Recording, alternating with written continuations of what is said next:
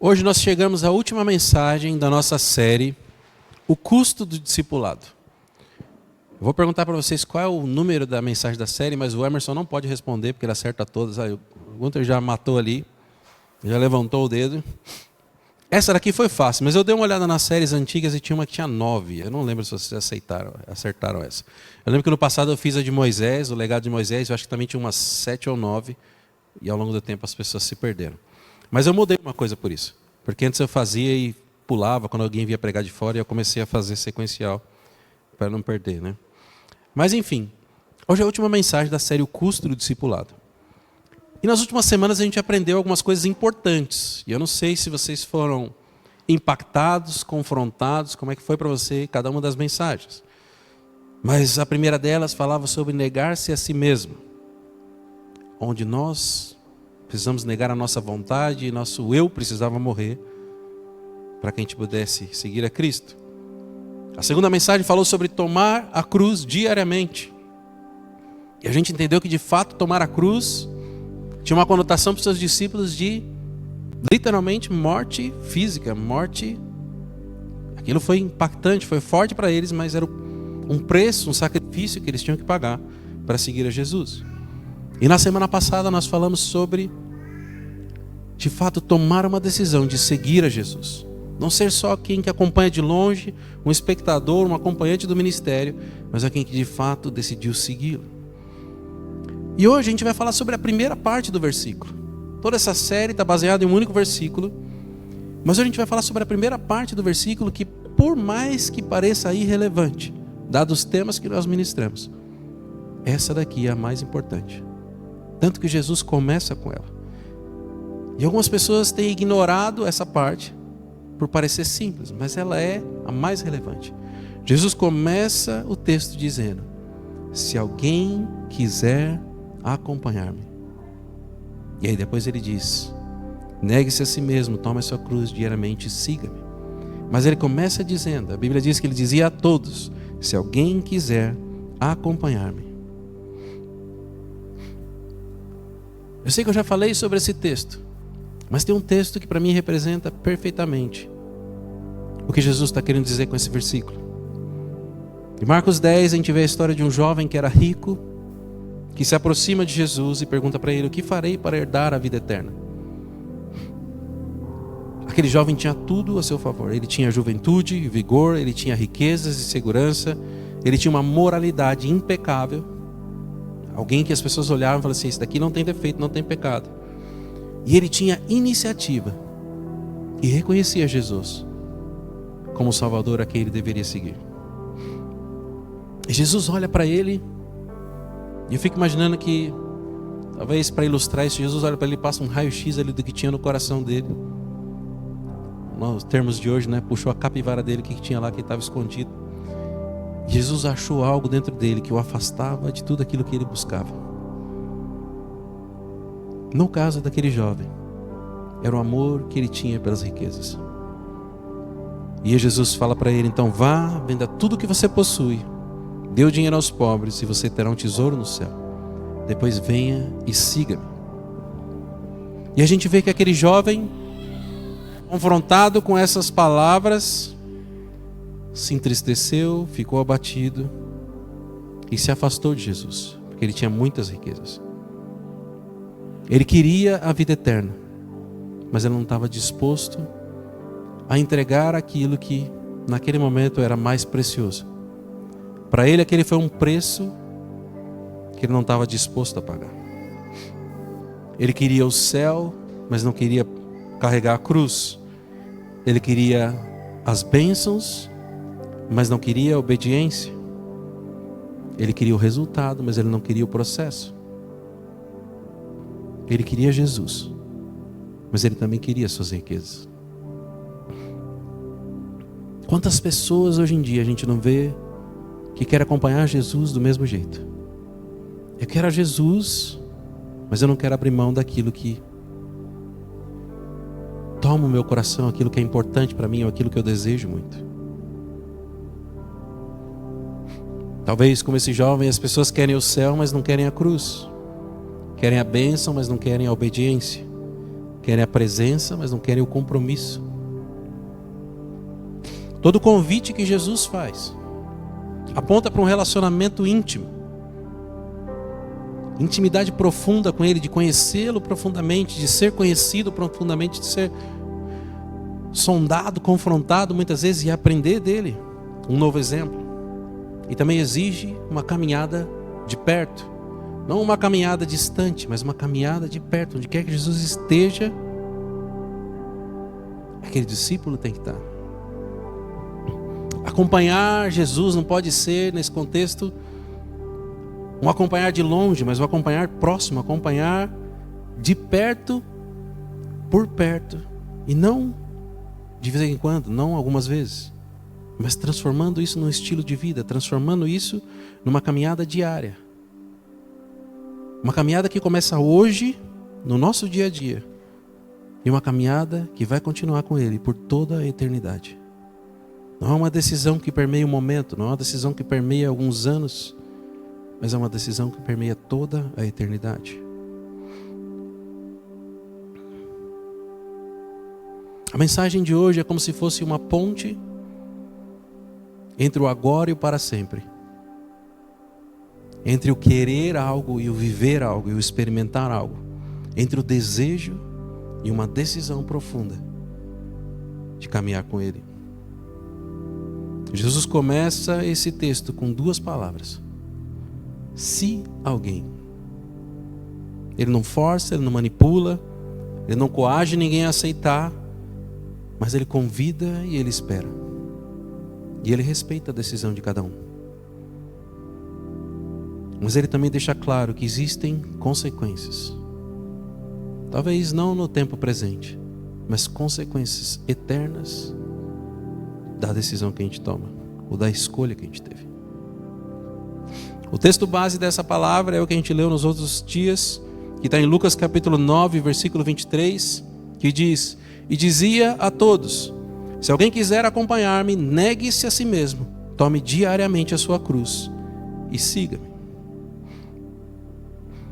Vamos quebrar um pouquinho essas palavras iniciais e entender. Ele começa dizendo se. Ou seja, existe uma condição, não é automático, mas o se indica que algo precisa ser feito. Quem entende programação aqui, o Léo, vão entender que existe o se na programação, que é uma decisão que tem que ser tomada. E essa decisão não é Jesus que toma por nós, mas cada um de nós tem que tomar. E ele começa trazendo esse texto dizendo que se você decidir, se você quiser, mas depende de você e não dele. E aí ele continua com a palavra alguém. Se alguém. E esse alguém mostra que não é para um grupo seleto de pessoas. Não é para as pessoas com mais condição financeira, não é para as pessoas com menos condição financeira, não é para as pessoas que conhecem mais da Bíblia ou menos da Bíblia. Não importa quem você seja. Ele diz que serve para todas as pessoas. Se alguém, e esse alguém engloba todas as pessoas. A outra palavra a seguir é quiser. Se alguém quiser. Indica a vontade, indica o desejo. Não basta admirar, não basta gostar, não basta acompanhar, mas é preciso querer de verdade. Querer de coração acompanhar Jesus. E aí ele termina esse trecho dizendo: se alguém quiser acompanhar-me. E esse acompanhar não está falando de um encontro pontual. Não está falando de sentar à mesa e cear com ele. Não está falando de passar um tempo com ele. Mas ele está chamando por uma companhia constante. Ele está chamando para estar junto, está chamando para ir aonde quer que ele esteja e aonde quer que ele for. Existem religiões que colocam um peso sobre as pessoas e dizem: façam isso para que você seja aceito, façam isso, isso, isso, e você vai conseguir. Jesus fala assim: não, você não precisa fazer nada, vem do jeito que você está, mas eu não quero que você permaneça como você está. Você vai vir do jeito que você está, Você vai aprender comigo, você vai ser transformado pelo meu relacionamento com você. Algumas religiões dizem que você precisa evoluir para que você possa alcançar os céus, para que você possa chegar até os céus. Jesus não exige que você evolua, porque Ele desceu dos céus para se encontrar com você. Apesar de todos os pesos e restrições que as religiões colocam, o sentimento é de que talvez, se você cumprir tudo, você consiga chegar lá. Mas Jesus traz uma oportunidade para hoje, para agora.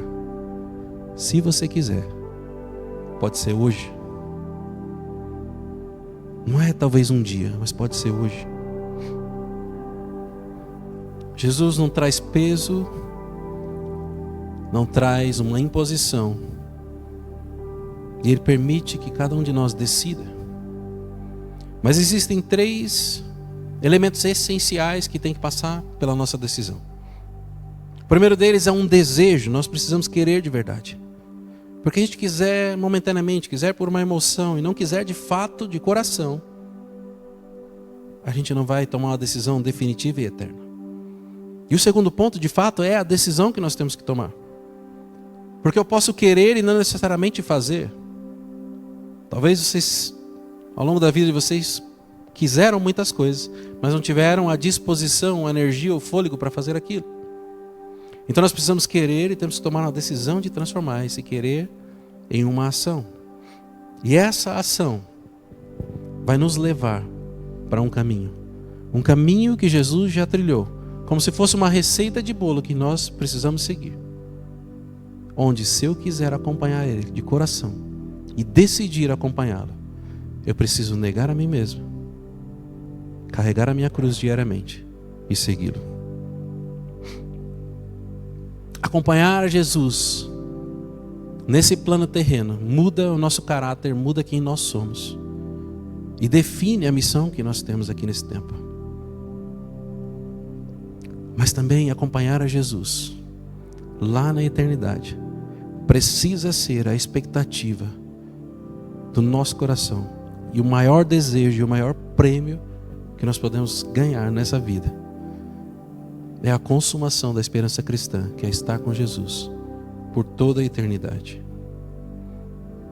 Então a pergunta que eu trago hoje para vocês, ou a reflexão, não é sobre se você pode fazer algo, se você pode se tornar um discípulo de Jesus, mas é se você genuinamente quer se tornar um discípulo de Jesus, disposto a negar a si mesmo, carregar a cruz e segui-lo. O primeiro ponto que eu separei para a gente refletir hoje é sobre a decisão e o desejo sincero que se transforma numa decisão. Se alguém quiser. Como eu falei, a pergunta é universal para todas as pessoas, mas a resposta para essa pergunta é individual. Você não pode tomar essa decisão por ninguém, ninguém pode tomar essa decisão por você. Embora as pessoas possam influenciar positivamente ou negativamente, e é muito mais fácil se todo mundo tomar uma decisão por uma coisa, todo mundo no mesmo caminho, mas no final do dia, a decisão é individual. Jesus talvez seja o único líder religioso que apresenta essa decisão como um ser. A gente tem o Buda que diz, siga o caminho. A gente tem o Maomé que diga, submeta-se. E Jesus diz, se você quiser. O sistema religioso daquela época era diferente do que a gente está vendo Jesus ministrar aqui. Os rabinos escolhiam os melhores alunos para serem seus discípulos. O templo tinha áreas restritas onde algumas pessoas poderiam frequentar, outras não.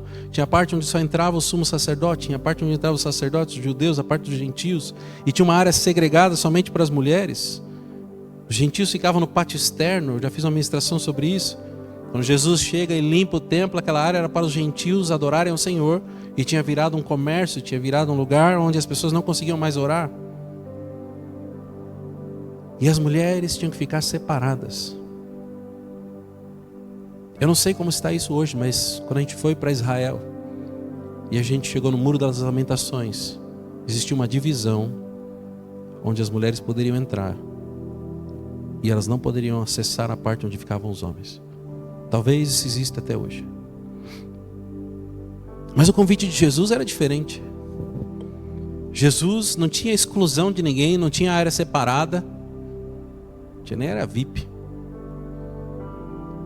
Mas ele escolhia aqueles pecadores publicamente condenados pelas pessoas,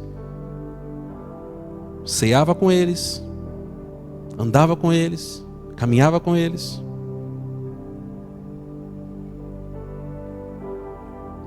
Jesus tinha no meio dos seus discípulos um zelote. Não sei o quanto vocês conhecem sobre os zelotes, mas é como se fosse uma seita que estava pronta para matar as pessoas em nome de Deus. Talvez, eu não sei, não vou citar nomes aqui, mas talvez a gente poderia pegar a religião mais radical que existe hoje. E talvez Jesus andasse com essas pessoas. Embora pareça algo absurdo, os zelotes eram guerreiros mais do que religiosos. Mesmo os fariseus religiosos eram convidados a ouvir as ministrações, eram convidados a andar com Jesus, embora eles não tenham aceitado. Jesus tinha vindo justamente para eles.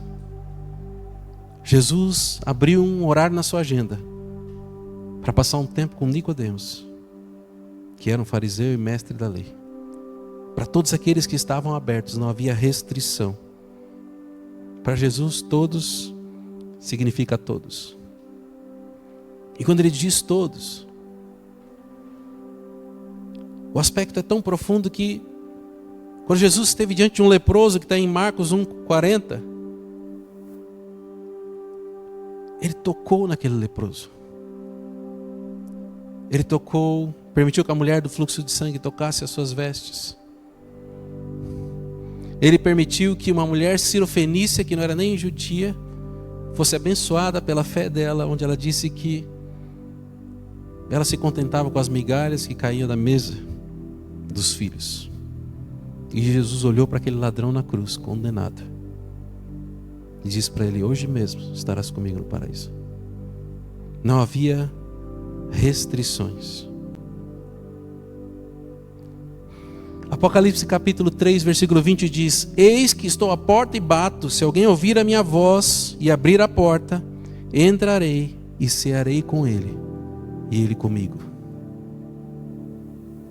Eu gosto desse texto porque se a gente imaginar que Jesus poderia estar à porta aqui batendo, e tem muitas pessoas aqui dentro, ele está dizendo que alguém vai abrir a porta, e aquela pessoa, indivíduo que abrir a porta, ele vai entrar e vai cear com aquela pessoa.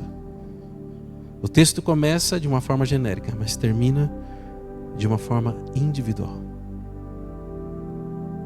O convite de Jesus, embora seja amplo, ele é individual e intransferível para cada um de vocês. Mas ele só tem validade se você aceitá-lo e respondê-lo.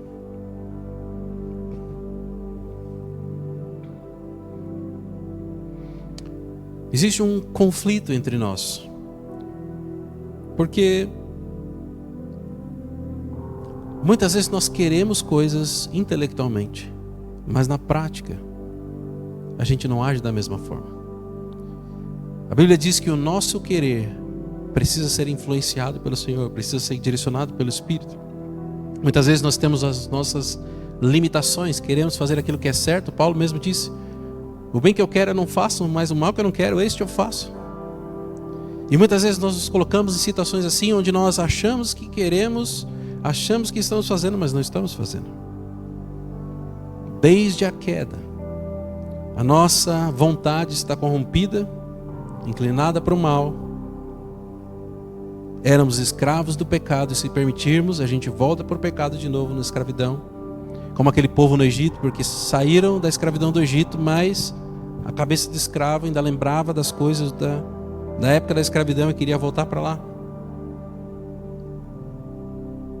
Nossa vontade normalmente é enganosa, porque achamos que estamos caminhando da forma certa, e quando não consultamos ao Senhor, podemos caminhar achando que estamos fazendo a coisa certa, mas longe da vontade do Senhor.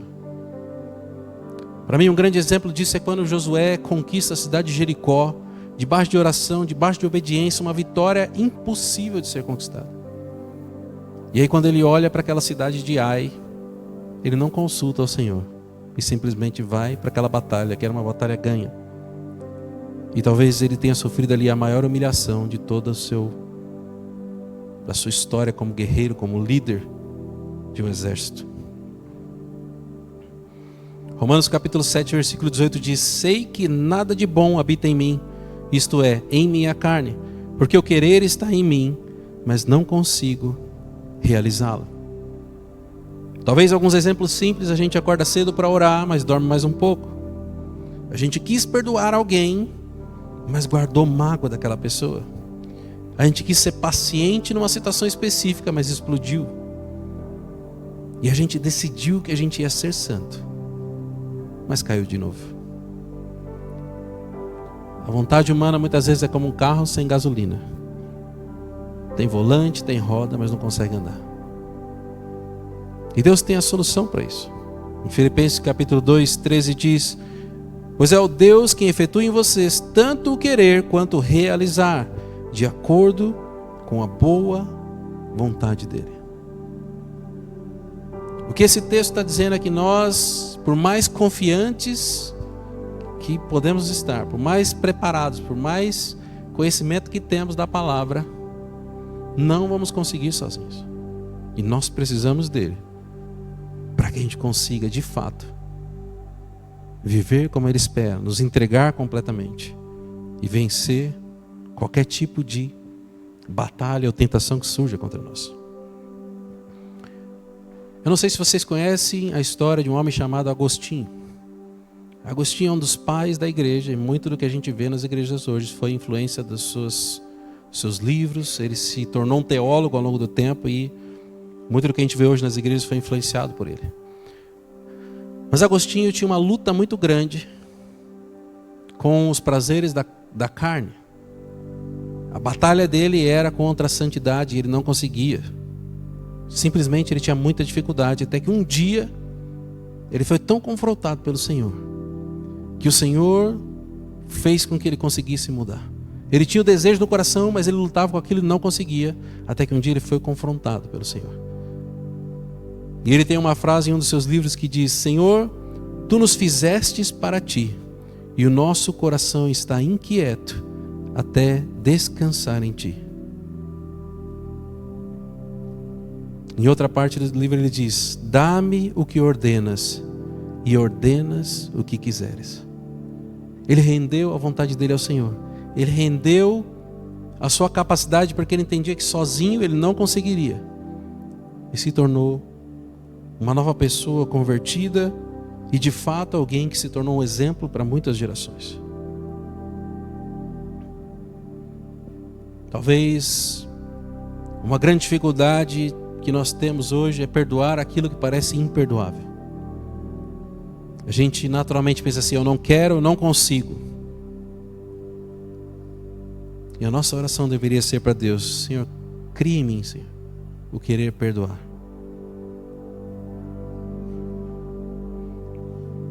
O segundo ponto é sobre acompanhar Jesus aqui nesse tempo em que nós vivemos. E acompanhar Jesus nesse tempo fala da buscar a sua presença, entender que temos uma missão e obedecê-lo a cada momento, obedecê-lo em cada instrução que ele der.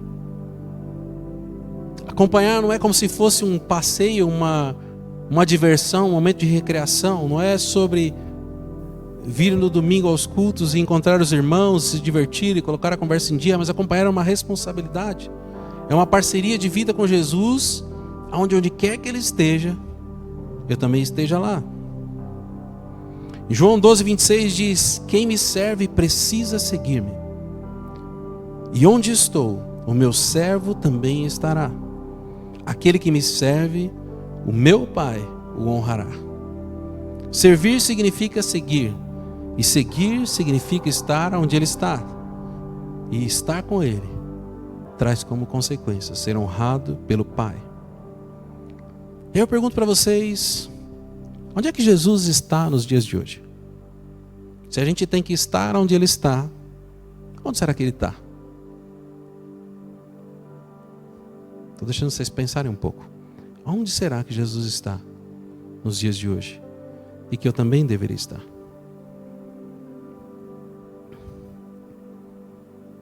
Eu fiz uma listinha aqui não exaustiva, talvez das coisas mais importantes. Em Lucas capítulo 4, versículo 18 diz: o Espírito do Senhor me ungiu para pregar as boas novas aos pobres, curar os quebrantados de coração. Talvez o Jesus que nós devemos seguir está nos hospitais e nas prisões, está nos lares destruídos, está nos corações partidos, está nas vidas despedaçadas e escravizadas pelo pecado que estão ao nosso redor. Talvez, se Jesus está ali, é ali que nós deveríamos estar.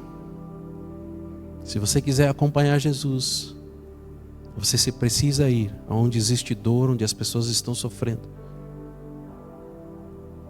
Lucas capítulo 15, 2 diz: os fariseus murmuravam, este homem recebe pecadores e come com eles.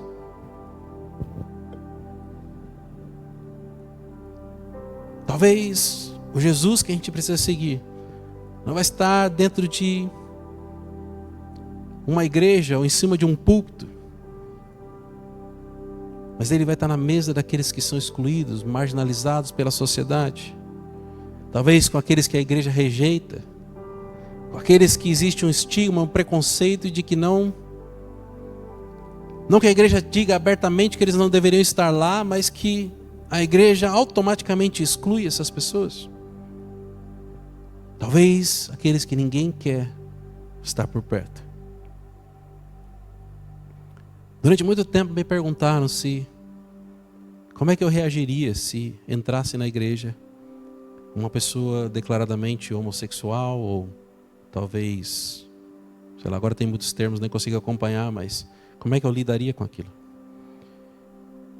E eu aprendi uma vez com uma senhorinha muito velhinha, quando a gente foi para Israel, a gente estava num voo para a Itália, e ela sentou ao lado de um travesti. Nitidamente era um homem, mas tinha aspecto de mulher, e as roupas eram muito vulgares. E naquele momento aquilo me incomodou um pouco, porque era muito explícito, assim, era uma coisa que eu não soube lidar com aquilo. Mas olha como o Senhor faz as coisas. Aquela senhorinha sentou exatamente na poltrona do lado. E pelas 17 horas de voo, 14 horas de voo, ela gastou todo o voo evangelizando aquela pessoa. E aquilo foi uma lição para mim. Porque não existe diferença entre nós e aquelas pessoas. Para Jesus não existe diferença. Mas muitas vezes a gente cria tantas barreiras que essas pessoas não conseguem chegar até a igreja por conta do preconceito. Mas as igrejas são tão para elas quanto para nós. E não existe lugar melhor para elas estarem do que dentro de uma igreja, acompanhada por irmãos que creem em Deus, que saberiam lidar com aquilo, para que possam mostrar um Jesus que talvez elas não conhecem. A decisão de mudar é de cada uma das pessoas. A nossa missão é abraçar essas pessoas e ser o exemplo que Jesus espera que nós sejamos para elas. Em Marcos capítulo 9, 37 diz: quem recebe uma dessas crianças em meu nome, recebe também a mim. Talvez receber aqueles que não têm voz, aqueles que não têm oportunidades, aqueles desprezados e aqueles invisíveis para a sociedade. As crianças no tempo de Jesus não tinham nenhum tipo de privilégio, nenhum tipo de acesso. Mas o coração delas era de completa e total dependência ao Senhor.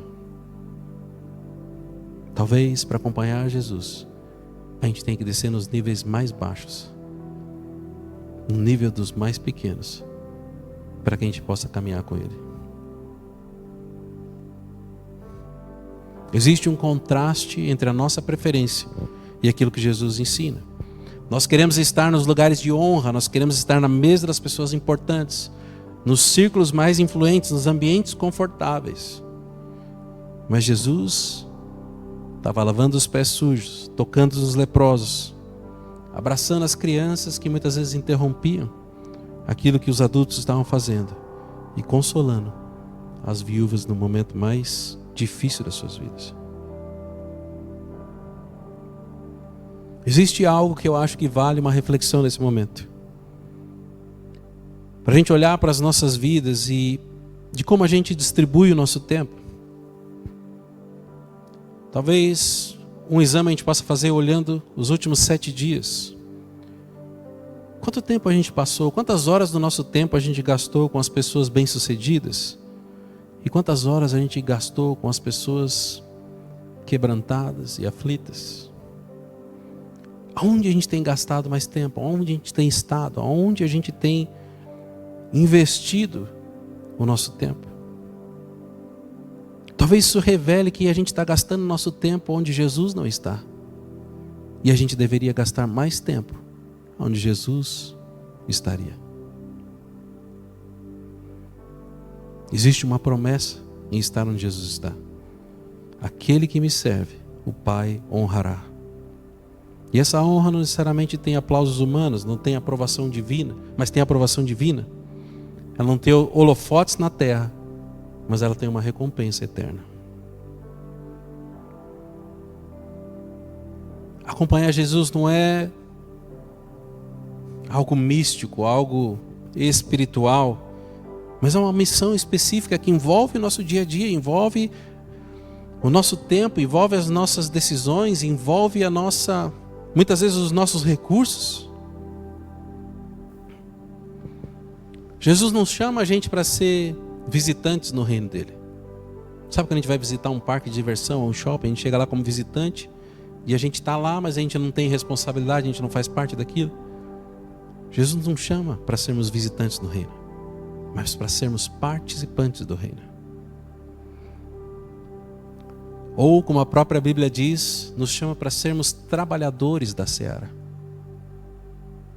Sabe uma das coisas que eu já falei para algumas pessoas aqui, eu não sei se eu já falei para todas, mas você pode procurar o quanto você quiser na Bíblia, você nunca vai achar a palavra voluntário na Bíblia. Jesus nunca chamou ninguém para ser voluntário. Esse chamado que Jesus chama é um chamado para discipulado, e a palavra mais próxima que você vai achar na Bíblia é trabalhador. O trabalhador é aquele que age com responsabilidade, não como algo que é opcional, mas ele tem o temor àquele que ele está servindo e ele vai fazer o melhor que ele pode. Mas não existe voluntário na Bíblia. Voluntário é aquele que faz o que sobra, o que dá e quando quer. Não existe isso na Bíblia. Essa é uma distorção que talvez por comodismo foi infiltrando na igreja, e a maioria das pessoas hoje vive como se fossem voluntários, mas é um termo que você não vai encontrar na Bíblia. Se você encontrar, eu peço perdão para você me ensina, eu aprendo e me retrato. Mas eu nunca achei isso na Bíblia.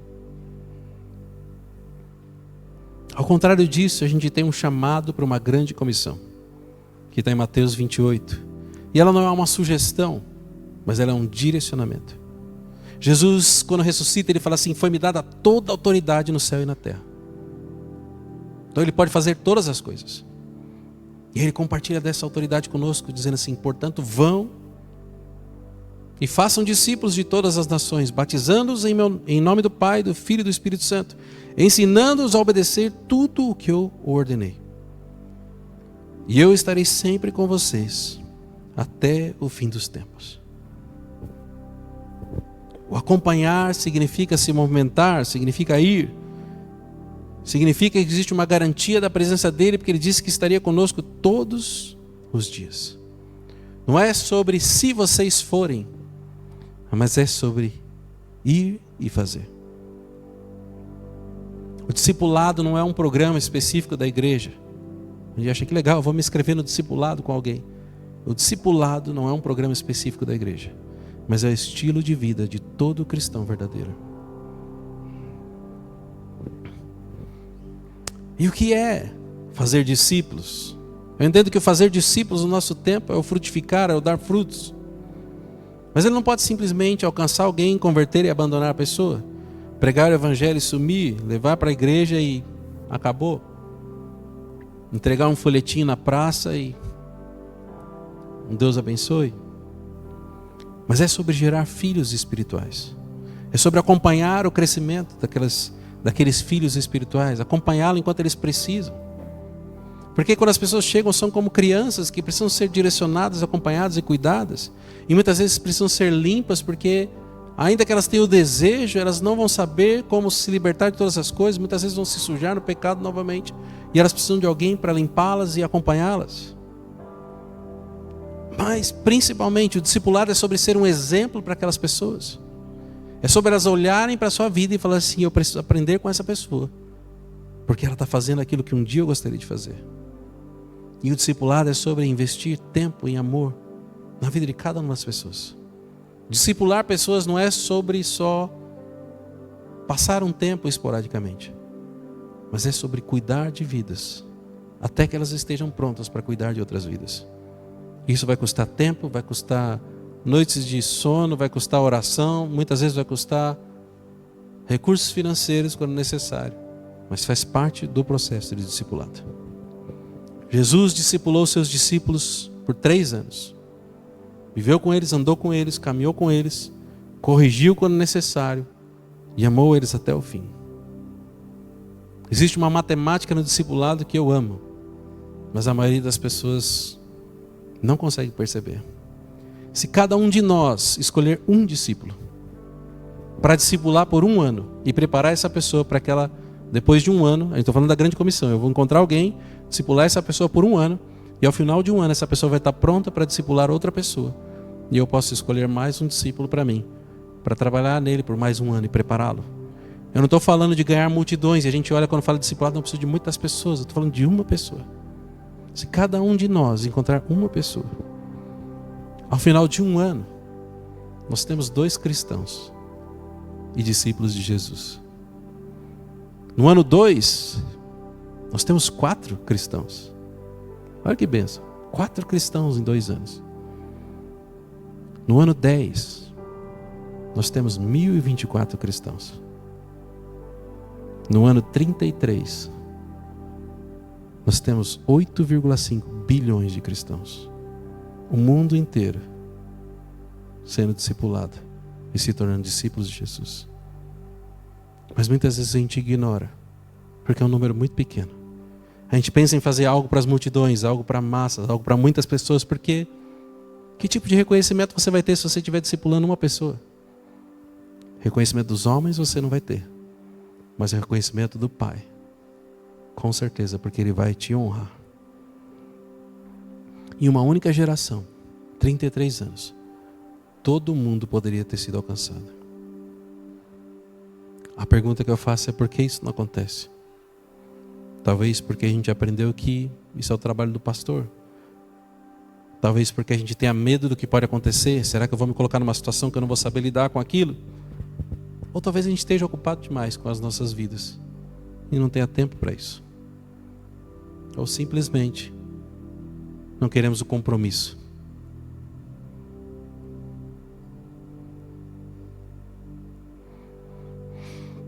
E o último ponto sobre esse tema é sobre acompanhar Jesus até o fim. Isso quer dizer que se nós perseverarmos esse tempo, nós acompanharemos Ele para sempre.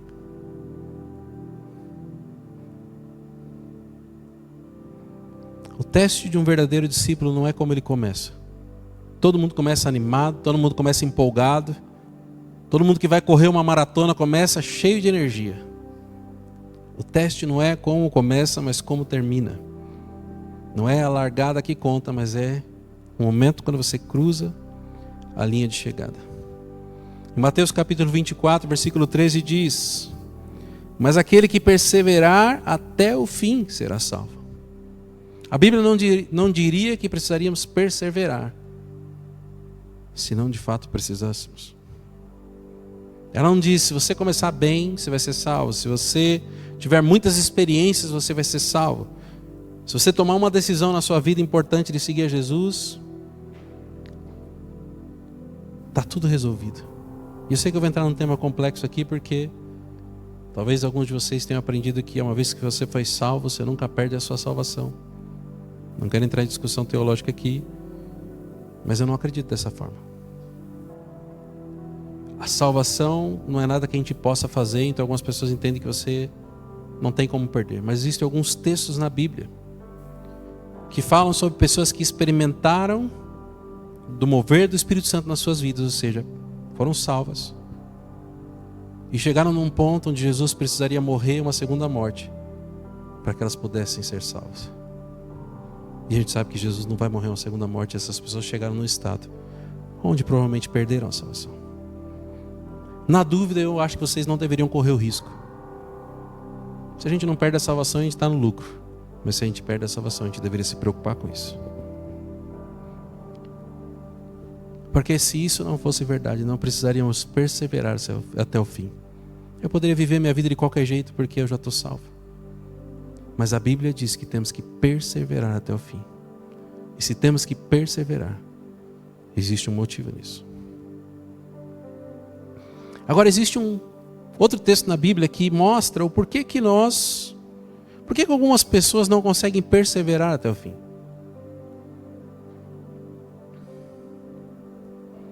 E eu entendo que, de uma forma genérica, eu vou trazer um texto aqui de exemplo para vocês. As pessoas não conseguem perseverar até o fim porque, por mais que elas estejam expostas à palavra, por mais que elas estejam expostas ao exemplo de Jesus, a forma como está o coração delas vai definir se elas vão conseguir perseverar ou não. E a gente tem um exemplo disso em Mateus capítulo 13, que é a parábola do semeador. Quantos aqui lembram da parábola do semeador?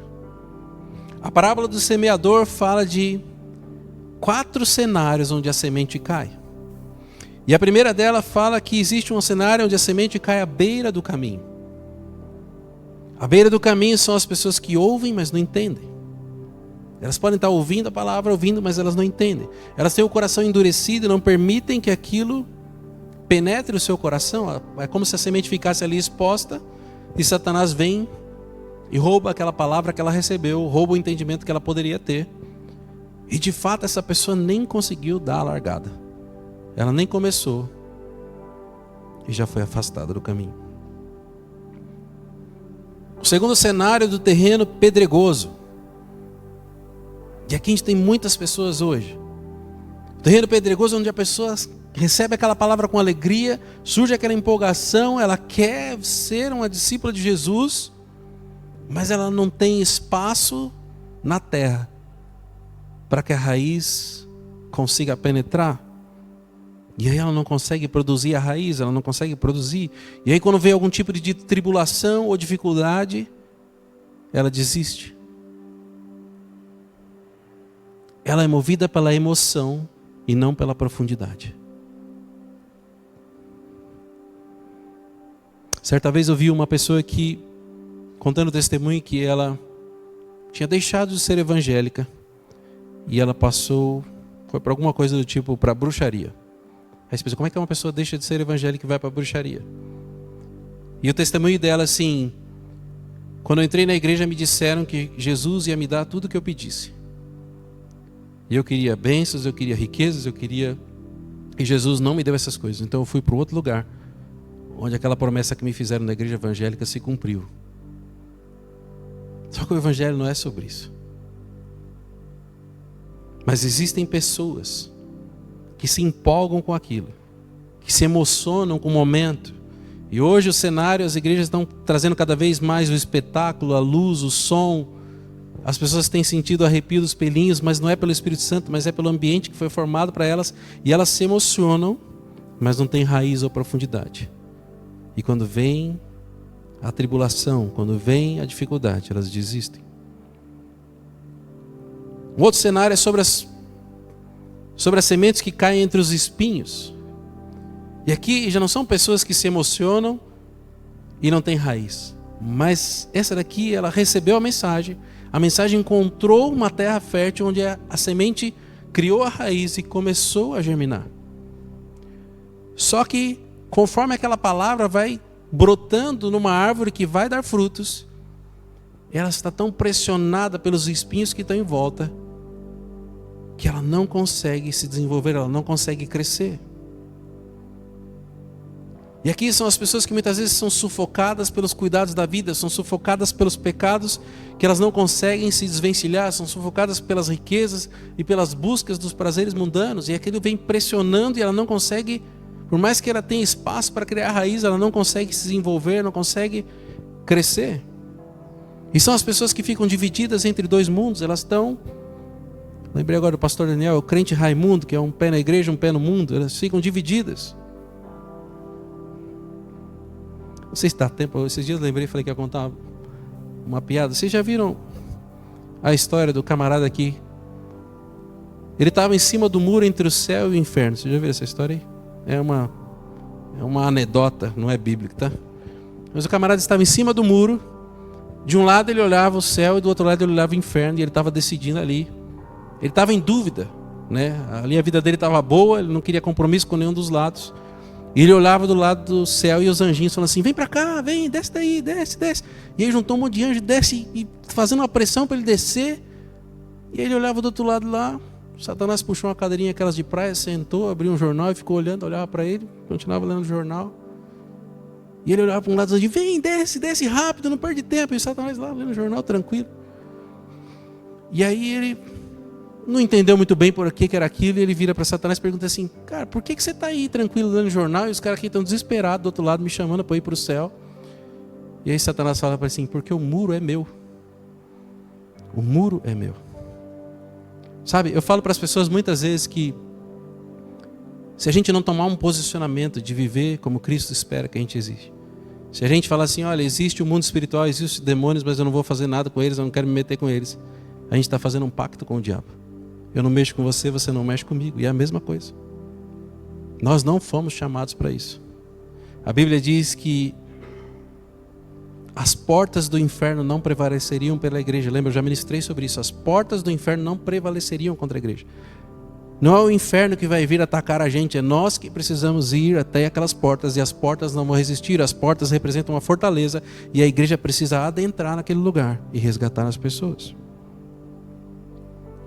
E o último cenário fala sobre a boa terra. Aquele que ouve a palavra e compreende, aquele que ela tem liberdade para crescer e produzir fruto, e aquele que persevera até o fim. O último cenário é daquele que tem um compromisso de perseverar até o fim. Hoje nós vivemos um paradoxo. A gente tem igrejas cada vez maiores, megatemplos, milhares de membros, mas as igrejas estão cheias de pessoas vazias, multidões sem transformação. Muita atividade, muito movimento, mas pouca mudança de vida. Muitos eventos, mas poucos discípulos. A pergunta que eu me faço já há algum tempo é: será que nós estamos de fato fazendo discípulos? Ou nós estamos criando consumidores de experiências religiosas? As pessoas estão buscando o espetáculo, mas não querem o sacrifício. A bênção e não a obediência, como eu falei lá atrás. A emoção e não a transformação. O evento e não a jornada. A gente tem exemplos de pessoas na Bíblia que não perseveraram até o fim. Segundo Timóteo 4,14 fala sobre Demas, que amou o presente século. A gente conhece Judas, que seguiu Jesus por 3 anos e o traiu. A gente conhece o jovem rico, que a gente falou que começou bem, mas saiu triste. E a gente vê que muitos discípulos abandonaram Jesus em João 6. Mas a gente também tem exemplos de homens que perseveraram até o fim, como Paulo. Combati o bom combate e encerrei a carreira e guardei a fé. Apóstolo João, o único dos apóstolos que morreu de velhice.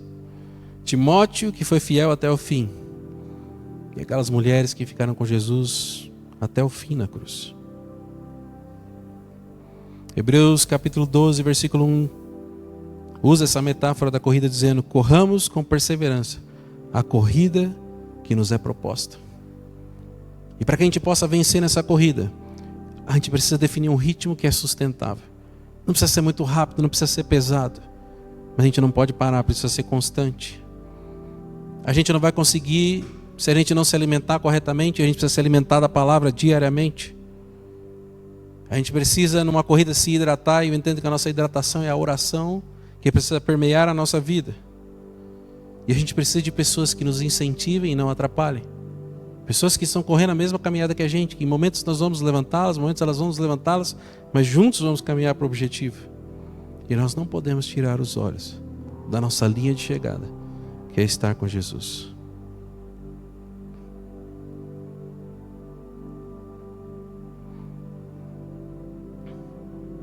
Nós não caminhamos para um lugar específico. A nossa linha de chegada não é uma faixinha para a gente cruzar e romper uma faixa. A nossa linha de chegada é uma pessoa. E é o próprio Jesus. João capítulo 14 diz, versículos 1 a 3: Não se perturbe o coração de vocês. Creiam em Deus e creiam também em mim. Na casa de meu Pai há muitas moradas. Se não fosse assim, eu teria dito a vocês: vou preparar lugar para vocês.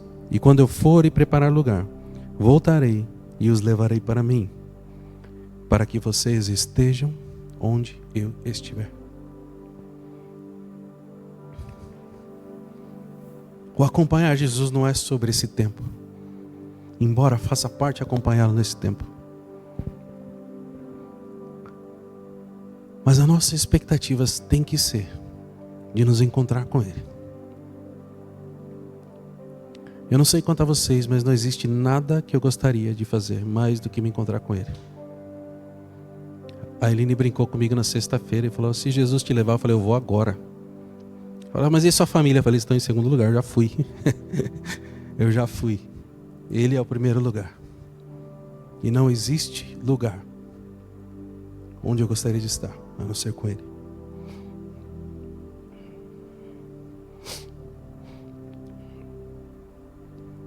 Uma das coisas que talvez você nunca tenha pensado ou ouvido, mas o céu sem Jesus é o inferno.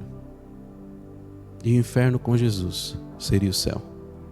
Não é sobre o local, mas é sobre onde Ele está. Em 1 Tessalonicenses capítulo 4, versículo 17 diz: depois nós seremos arrebatados para o encontro com o Senhor nos ares. E assim estaremos com o Senhor para sempre. Para sempre significa que nunca mais vai haver separação, nunca mais vai haver ausência, nunca mais vai haver saudade, nunca mais vai haver distância entre nós e Ele.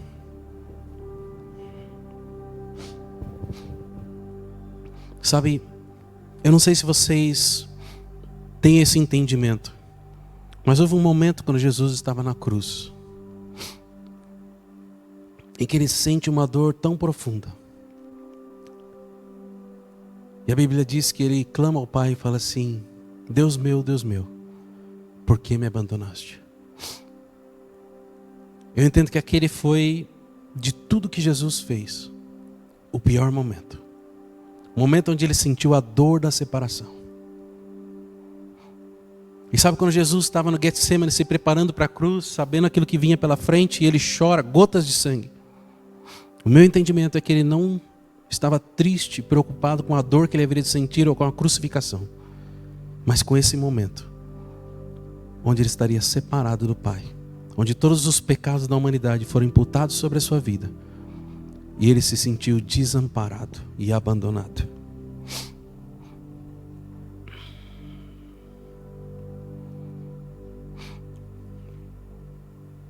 Mas estar com Jesus na eternidade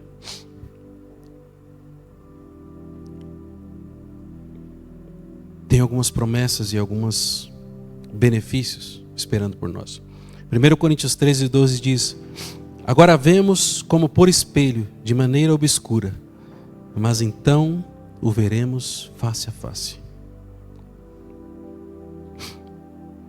Não vamos ter dúvida, não vamos ter confusão, não vamos suspeitar de quem é Jesus, mas nós vamos saber exatamente quem Ele é. Hoje a nossa comunhão com Ele é interrompida pelo pecado. Tem dias que estamos fortes, tem dias que estamos fracos, mas a nossa comunhão com Ele vai ser ininterrupta. Eu brinco que quando Adão pecou, o Wi-Fi que ele estava conectado com Deus desconectou. Pensa no Wi-Fi mais rápido que a gente vai ter quando a gente estiver caminhando com Jesus. A vida que Adão tinha, o relacionamento que Adão tinha com Deus, é o relacionamento que nós vamos ter com Ele.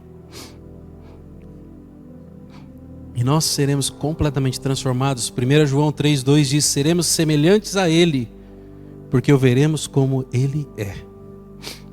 Não vai ter mais luta com o pecado, não vai ter mais natureza caída, não vai ter mais tentação. Nós seremos como Ele.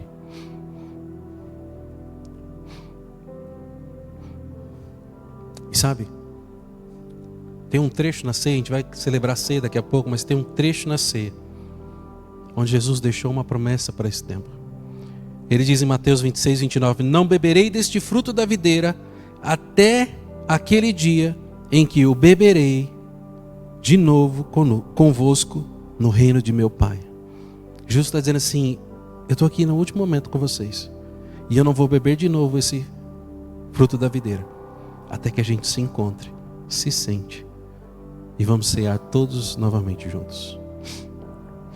Todas as vezes que nós celebramos a ceia, nós trazemos à memória aquilo que Ele fez, a experiência que nós temos com Ele e a antecipação daquilo que está por vir. Você consegue imaginar que Jesus preparou o melhor vinho para que a gente possa ceiar com Ele? Isso precisa moldar o nosso caminhar. As nossas decisões precisam ser pautadas naquilo que é eterno. Os nossos corações durante as tribulações precisam entender que isso é passageiro e que existe algo adiante. E também que existe uma urgência na missão. Temos uma missão aqui na terra e existe uma urgência para que a gente cumpra ela, porque esse tempo é passageiro e é curto. E que nós precisamos andar em santidade, porque um dia nós vamos encontrá-lo e Ele vai olhar para nós. E não existe nada que a gente vai conseguir esconder dele. Ele vai olhar para nós, para que nós possamos ser escaneados como aquele jovem rico foi. E não vai passar nada que tiver no nosso coração que desagrade Ele. Mas também vai saltar tudo aquilo que está no nosso coração que agrada a Ele. Esse vai ser um momento de divisor de águas na vida de cada um de nós, onde Ele vai olhar para dentro de nós e nos abraçar e nos aceitar. E talvez Ele vai olhar para pessoas que ainda não foram alcançadas e não conhecê-las. Para alguns a Bíblia diz que Ele vai dizer: afastem-se de mim, pois não vos conheço. Queria que vocês ficassem de pé para a gente finalizar e a gente vai celebrar a ceia em seguida. Eu queria que o pessoal do louvor já viesse para cá também. Mas nós aprendemos nesses últimos domingos sobre negar a si mesmo, tomar a cruz, seguir a Jesus. E hoje nós falamos sobre o significado de acompanhar a Ele, que é uma decisão para toda a vida, seja ela terrena ou eterna. Mas também vimos que nós precisamos querer acompanhar. Não é simplesmente algo que vem. Jesus começou dizendo: se alguém quiser me acompanhar. Não é para pessoas que só o admiram, que só o acompanham. Aquele jovem rico queria, mas não o suficiente. Ele correu até Jesus e voltou triste. Como está o seu coração nessa manhã em relação a isso? De uma forma intelectual, todos nós queremos andar com Jesus e caminhar com Jesus. Mas será que o nosso coração está disposto a se entregar completamente, a ponto de pagar o preço por isso? Na sexta-feira eu trouxe um versículo, em Mateus capítulo 3, que fala que o machado já está posto à raiz das árvores. E toda árvore que não der bom fruto será cortada e lançada ao fogo. E eu disse que existem pessoas que estão ao nosso redor, pessoas que muitas vezes são próximas, pessoas que estão no nosso convívio. E que existe um machado posto aos pés dela, à raiz dela. E se elas não forem alcançadas, elas serão cortadas e lançadas ao fogo. E nós temos essa missão, esse chamado, de alcançar essas pessoas, não para levar para uma igreja, mas para trazê-las para um momento de discipulado, para acompanhar essas pessoas, para que elas não só sejam livres da consequência do machado, mas para que elas possam se tornar como nós, discípulos e discipuladores de Cristo. Quantas pessoas estão se perdendo e pecando e a gente discutindo teologia, a complexidade da teologia. Quantas pessoas estão se perdendo enquanto a gente briga por posições, status. Quantas pessoas estão precisando de um discípulo genuíno de Jesus para acompanhá-las, para falar com elas, para orar com elas.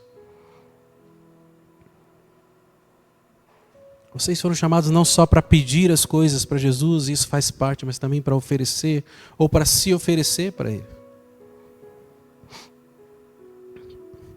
Eu queria fazer um apelo nesse momento. Eu queria que, se você sentiu ao longo dessa série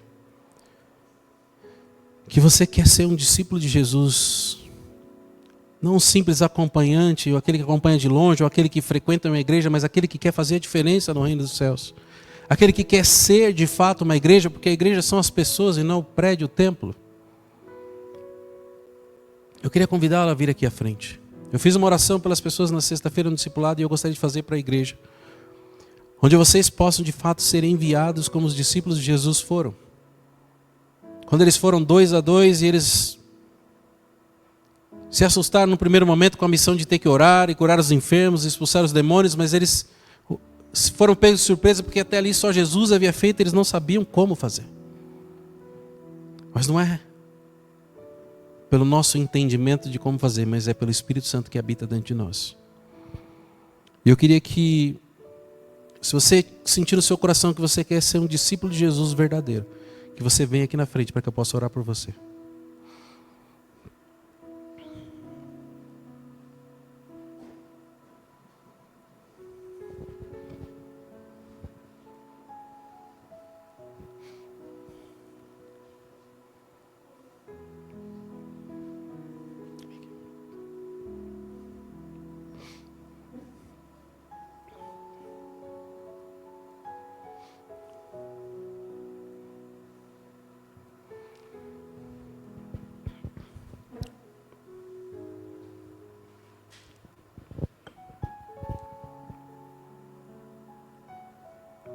Hoje, a gente encerra um ciclo como ministério, como igreja.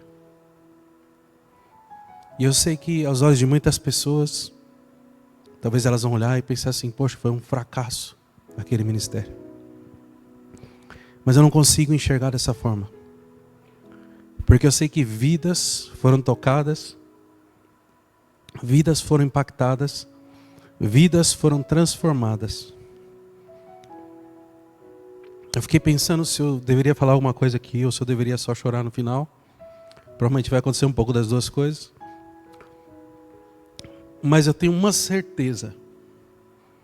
Eu nunca mais vou encontrar uma outra igreja igual a essa. Por mais que a gente olhe para as coisas, a gente veja defeito em muitas coisas, coisas que não funcionam. Eu tenho certeza que, talvez assim como eu, vocês vão perceber que vocês nunca mais vão encontrar uma igreja como essa. E não é sobre a estrutura, não é sobre os pastores, mas é porque essa igreja é sobre cada um de vocês. E essa oração que eu vou fazer não é uma oração de encerramento, mas é uma oração de início, uma oração de começo. Porque cada um de vocês vai receber do Senhor um direcionamento de algo que vocês vão fazer, que vocês vão realizar. E a minha oração vai ser para que toda a autoridade, todo o poder que foi derramado sobre a minha vida, flua sobre a vida de vocês, onde quer que vocês estejam. Por mais que pareça que é o fim, o ministério vai continuar através da vida de cada um de vocês. Cada um de vocês foi tocado e foi marcado por alguma coisa que vocês experimentaram aqui. E nada do que a gente experimentou aqui foi por conta do Renato ou por conta da Fernanda. Mas foi tudo porque o Senhor nos usou como instrumentos. E usou muitas pessoas daqui. Usou cada um de vocês que serviu durante anos. Usou cada um de vocês que muitas vezes chegou mais cedo, pagou um preço. Seja tirando fotos, seja servindo, seja vendo se tem alguma coisa faltando nos banheiros. Cada um de vocês contribuiu de alguma forma. E a gente só chegou até aqui por conta de cada um de vocês. Como eu falei, esse é o início de um novo tempo. Nós não deveríamos nos entristecer, porque nós temos a oportunidade de caminharmos como discípulos de Cristo. Não são 4 paredes, um prédio, uma placa que deveriam nos impedir de sermos exemplos na vida das pessoas. Mas onde quer que a gente esteja, as pessoas vão notar a diferença. Tudo aquilo que nós vivemos até aqui, talvez vocês não entendam, não reconheçam, mas vocês vão perceber ao longo do tempo. E vão se lembrar dos ensinamentos, dos exemplos, dos testemunhos. E vocês vão ser luz onde quer que vocês estejam. Não tenham medo de uma possível consequência. Não tenham medo se vocês vão orar por alguém vai manifestar o demônio. Não tenham medo se vocês vão orar e as pessoas não vão ser curadas. Não tenham medo. Simplesmente confiem naquele que enviou. Aqueles discípulos que foram enviados de 2 em 2 nunca tinham orado por ninguém. Eles só tinham visto Jesus orar. E vocês viram muita coisa. Mas agora chegou o tempo de vocês. Não é o tempo do pastor Renato orar pelas pessoas, mas o tempo de vocês orarem pelas pessoas. E vocês vão experimentar obras maiores do que aquelas que Jesus disse. Como Jesus disse, vocês farão obras ainda maiores do que as minhas. Entendam esse tempo não como uma morte de um ministério, mas como um envio profético, onde vocês vão ser os discípulos de Cristo nesse tempo. Eu creio que durante anos e anos, a gente ainda vai ouvir testemunhos daquilo que vocês vão realizar a partir de agora. Amém? Senhor, na autoridade do nome de Jesus, Senhor, eu coloco diante de Ti, Senhor, cada um dos Teus filhos e filhas que estão aqui nesse momento, Senhor. Que eles possam, Senhor, sentir, Senhor, a Tua presença nesse momento, que eles possam ser cheios, Senhor, da Tua unção, da Tua coragem, da Tua intrepidez, Senhor. Que caia por terra, Senhor, todo medo, que caia por terra, Senhor, todo sentimento de inferioridade, de incapacidade, Senhor. Que eles possam olhar para Ti, para a Tua grandeza, para a Tua autoridade, porque o Senhor diz, foi-me dada toda a autoridade. Não existe Satanás ou demônios que se comparem ao Teu poder e à Tua autoridade, Senhor. E eu declaro, Senhor, como a palavra diz, que os inimigos, que os demônios, que Satanás serviriam de estrado para os nossos pés. E eu declaro, Senhor, sobre a vida dos Teus filhos e filhas, um derramar de poder e de autoridade. Que onde quer que eles estejam, Senhor, o Teu Espírito Santo venha a incomodá-los, a levantá-los, Senhor, como voz profética. Se há alguma coisa errada, que eles sejam seus instrumentos para trazer a repreensão e a correção. Se há, Senhor, o enfermo diante deles, que eles tenham autoridade e ousadia, Senhor, para realizar curas e milagres, Senhor. Traz, Senhor, o discernimento espiritual para os Teus filhos e filhas, para que eles possam compreender, Senhor, aquilo que é o trabalho sobrenatural e não necessariamente sobre a vida das pessoas, porque a Tua palavra diz que a nossa luta não é contra a carne e o sangue, mas contra principados e potestades. E eu oro, Senhor, em nome de Jesus, Senhor, para que onde quer que eles compartilhem, Senhor, seja o testemunho, seja a palavra, Senhor, ainda que seja simples, ainda que eles não se sintam preparados, Senhor, que Teu Espírito Santo possa convencer do pecado e que pessoas venham a Te conhecer através da vida dos Teus filhos e filhas, Senhor. Levanta, Senhor, não só discípulos, mas a partir de agora discipuladores, Senhor. Pessoas que vão encontrar pessoas e preparar pessoas para que a Tua obra seja multiplicada, Senhor.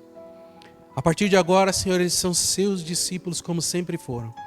Que eles possam olhar para Ti, Senhor Jesus. Que eles possam imitar a Ti. E que eles possam realizar obras ainda maiores do que nós temos feito, Senhor. Eu oro, Senhor, em nome de Jesus, Senhor, para que cada oração, para que cada palavra lançada pelas bocas deles, Senhor, cumpram o propósito pelo qual elas foram enviadas, Senhor. Eu derramo, Senhor, de tudo aquilo que o Senhor derramou sobre a minha vida, sobre esse ministério, Senhor. Que essa unção, Senhor, possa sobrecair, Senhor, possa recair sobre a cabeça de cada um dos teus filhos e filhas. E que eles saiam aqui, Senhor, prontos e preparados para tudo aquilo que o Senhor tem para as suas vidas, Senhor. Em nome de Jesus, Senhor. Amém. Amém. Agora eu queria que vocês voltassem para o seu lugar e a gente vai ter o nosso momento de encerramento com a ceia do Senhor. Existe forma melhor de terminar do que celebrando a ceia do Senhor? Eu juro que eu não planejei isso, mas o Senhor preparou. A gente vai cantar um louvor aqui enquanto os elementos da ceia são distribuídos e a gente já vai celebrar em seguida.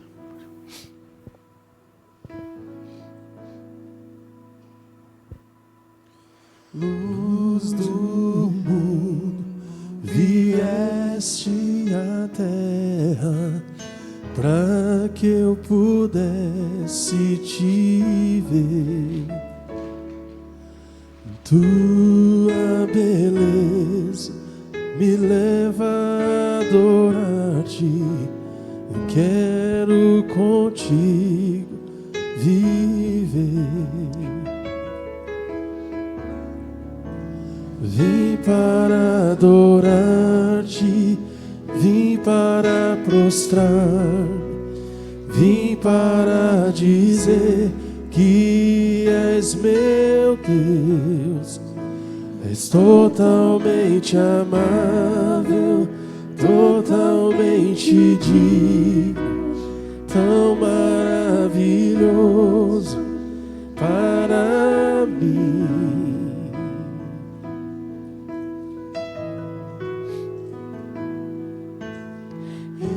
Eterno Rei, exaltado nas alturas, glorioso nos céus, humilde vieste à terra que criaste, por amor pobre se fez.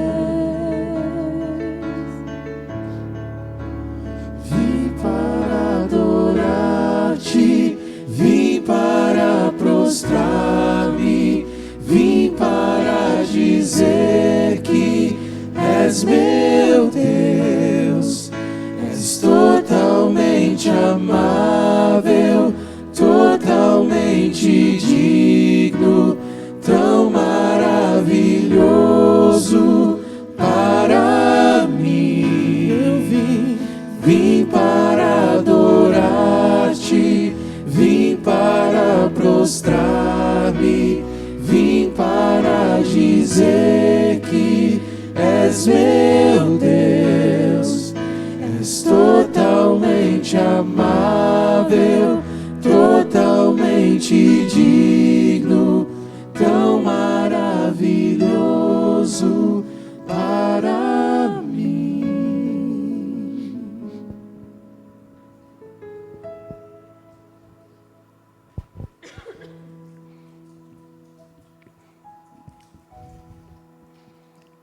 A gente sabe que os seus últimos momentos com os seus discípulos, Jesus gastou um tempo com eles sentado à mesa, em comunhão com eles, para que eles pudessem celebrar a ceia do Senhor.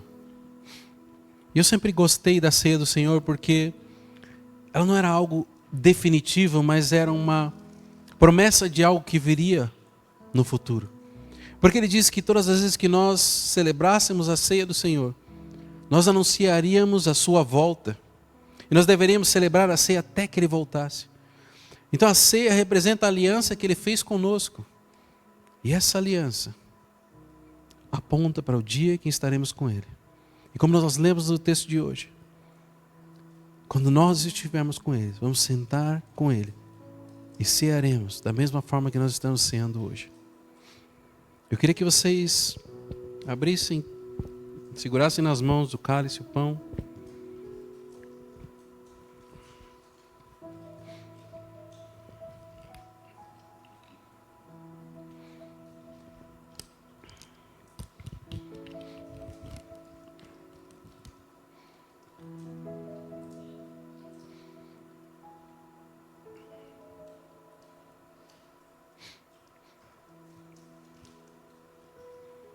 Jesus disse naquele momento que o pão representaria o corpo dele, que seria entregue por cada um de nós. E que o sangue que seria derramado por ele seria o sinal da aliança que ele tem com cada um de nós.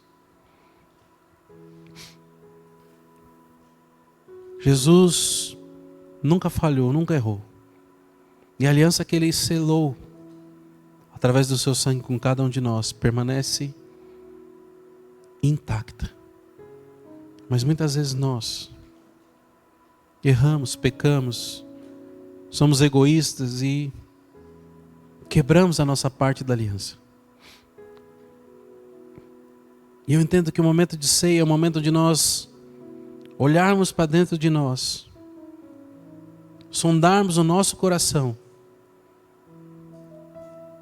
e pedirmos perdão por tudo aquilo que nós fizemos de errado, pelas decisões, pelos pecados, pelos erros.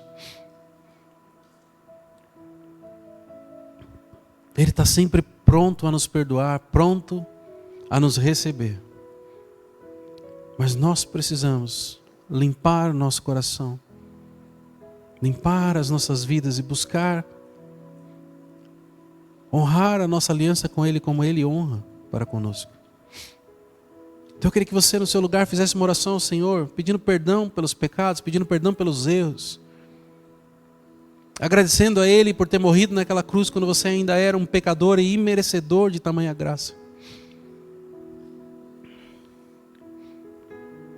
Ele está sempre de braços abertos para nos receber, não importa o tamanho da nossa falha, o tamanho do nosso erro.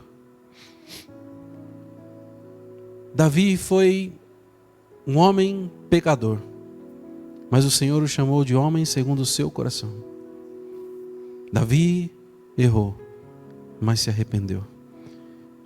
Que o Senhor possa encontrar no nosso coração o arrependimento genuíno, aquele que se arrepende e deixa o pecado,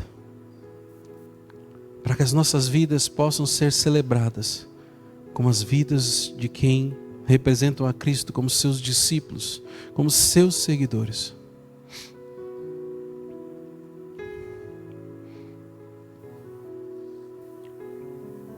Quando você sentir no coração, você pode comer do pão e tomar do cálice, reconhecendo que você ama o Senhor e quer estar com Ele em todos os dias, que você quer acompanhá-lo aonde quer que Ele esteja.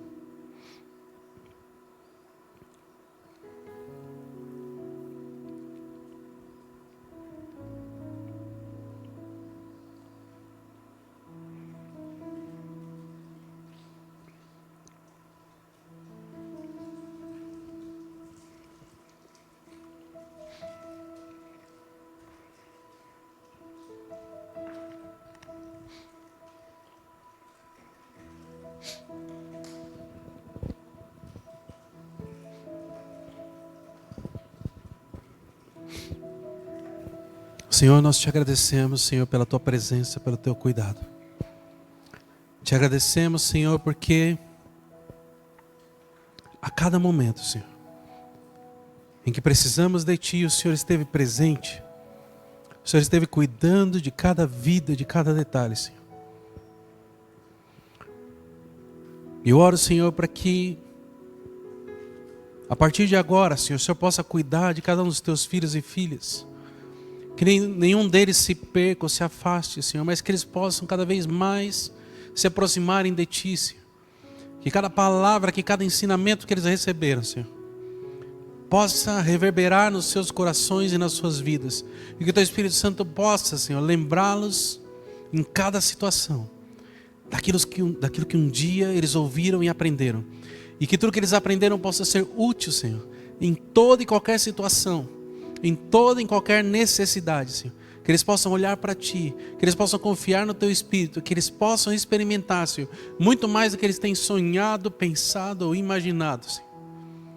Eu oro, Senhor, e abençoo cada um dos teus filhos, para que eles vão e para que eles deem fruto, e para que o fruto que eles deem permaneça, para que eles prevaleçam até o fim, perseverando, frutificando, Senhor, e alcançando, Senhor, todos aqueles que estão perdidos, Pai.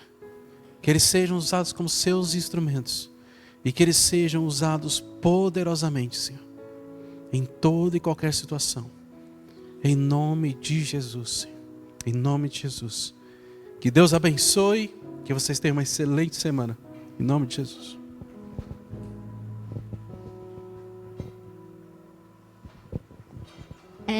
A gente queria chamar a Feira aqui na frente. Você?